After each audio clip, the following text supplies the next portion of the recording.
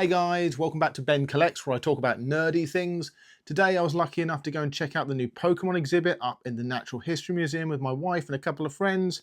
Come and take a look.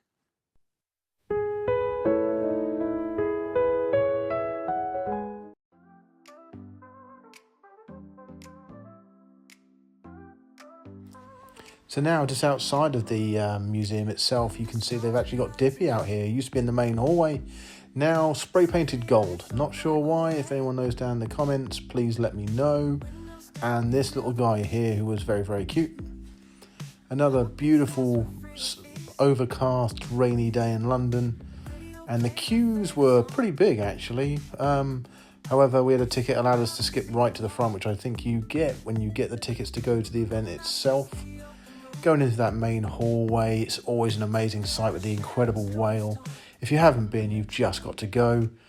Looks like a Slowpoke, if only they'd actually had skeletons of the Pokemon there that day. So there was this incredible mural with all these little models of the Pokemon living alongside of one another. Really cool, really cool. The detail on each one of these is incredible. I really do wish that I managed to get my hands on one of these, or if they sold these in the shop, I'm sure they would sell out real fast. So you have to look really carefully because it's really easy to miss stuff, but great, each one telling its own little story. And here's some Digletts, they were very hard to find. Onix, one of the classic 151, still iconic to this day. Ferret and playing in the grass. Pikachu looking like he's having fun, but I would have said was probably in trouble here. And Dragonite, who is still one of the great Pokemon. But of course, Charizard stealing the show with his rider on his back. Just really good detail on this. Like I said, the more you look, the more you see. My man Umbreon, always happy to see him. And then this fantastic Pokeology idea where it tells you about how it all fits into the world. Then some fantastic paintings, pictures showing all the Pokemon living alongside each other. Some really nice little facts about how they sleep and what they do and how they move and how they run and how they play. I take it these are all meant to sort of fit in with how, if you go to any of the other exhibits in the museum, this is how it shows the other animals. Just look at that. Look at that artwork showing how they all swim and play together. There's the swimming information. That was really interesting as well. Please feel free to pause and read that. And I thought this was particularly good actually with the how they move. Showing how Farafrig runs and Ponyta.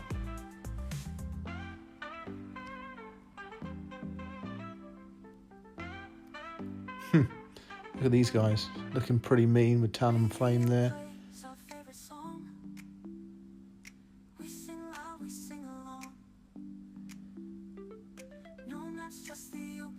Man, I'd love some of these on a card, wouldn't you guys?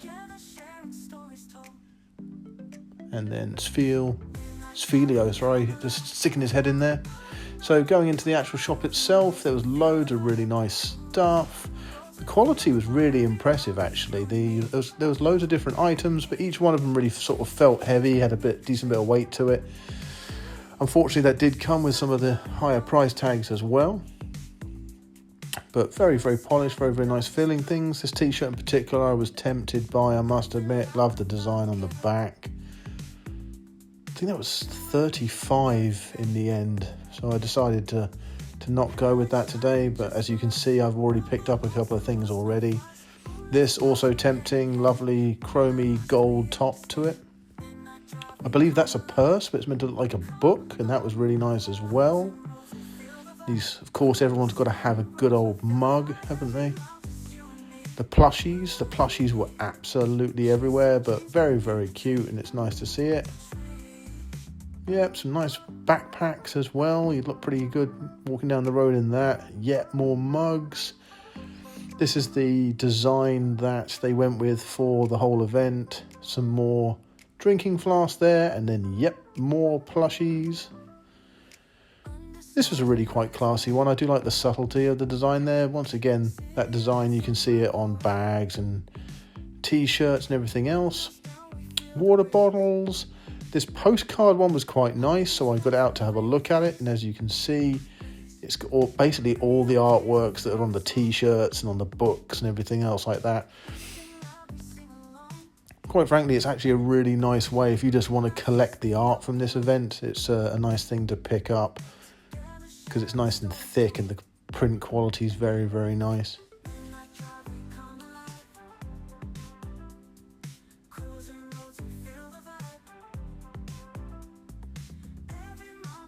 They also had these lovely solid sort of large prints and some very, very nice notebooks. And of course the tote bag, which is going to be a really nice, easy way of picking something up. The original picture that inspired the card that you collect at the end, which I was very happy to see. Some more backpacks and tote bags with the different Pokemon on it. Interesting, the ones they picked were Terrapagos and Victory Bell. And then I managed to see this, which I thought was insane. Solid gold, is it? Yeah, I think it was a 24 karat gold Terrapagos badge or some sort of thing you tied onto stuff. And then, yep, some nice notebooks to go with him. The hoodie's pretty nice as well, good quality. Yet more water bottles. Ivysaur finally getting some love as well on a tote bag and a t-shirt, as well as some notebooks and some mugs. These badges were particularly nice with the evolutions on them. I was very tempted by these. Managed to talk myself out of it, but they are very, very nice. And then this really complicated one with all the different L's on it, and then that 24 karat gold one again, a little bit closer. Some basic t-shirts, but has that Pikachu on it from the thing outside. Some nice little, I don't know if I've actually opened this up. I think there was some sort of notebook, not like a notebook, or maybe some sort of cover. Yet more notebooks. And then an entire wall of these plushies, which I thought were great. And then a nice photo op at the end. Hey guys, so we're back. Fantastic day. Had loads of fun. Well worth checking out if you have a ticket. Maybe not as big as it could have been, but I still had a great time. So when you get there, on the right hand side, there's going to be this mural with this with all the models of the Pokemon. They are great.